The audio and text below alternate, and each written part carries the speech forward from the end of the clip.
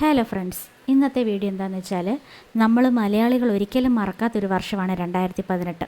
ഇതുപോലെ മഴ തുടരുകയാണെന്നുണ്ടെങ്കിൽ വീണ്ടും ഒരു 2018 ആവർത്തിക്കുമോ എന്നുള്ളൊരു പേടി എല്ലാവർക്കും ഉണ്ട്.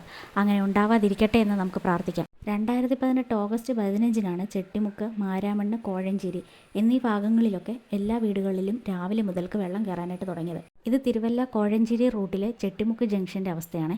അന്ന് രാവിലെ ഞങ്ങൾ എടുത്തിരുന്ന ഫോട്ടോസാണ്. എല്ലാവർക്കും ഭയങ്കര അതിശയമായിരുന്നു. കാരണം ഇത്രയധികം വെള്ളം ഇവിടെ കയറുന്നത് തന്നെ ആദ്യമായിട്ടാണ്. വളരെ പെട്ടെന്നായിരുന്നു വെള്ളം കയറി വന്ന് തുടങ്ങിയത്.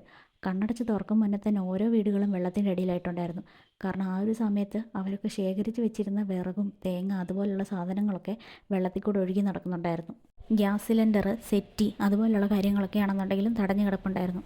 ചുറ്റിനും വെള്ളം ഉള്ളതിനെക്കാട്ടിലും കൂടുതലായിട്ട് ആ ഒരു സമയത്ത് നമ്മളെ പേടിപ്പിച്ച കാര്യം എന്താണെന്ന് വെച്ച് കഴിഞ്ഞാൽ എല്ലായിടത്തും നിറഞ്ഞു നിൽക്കുന്ന ഒരു നിശബ്ദതയായിരുന്നു കേട്ടോ.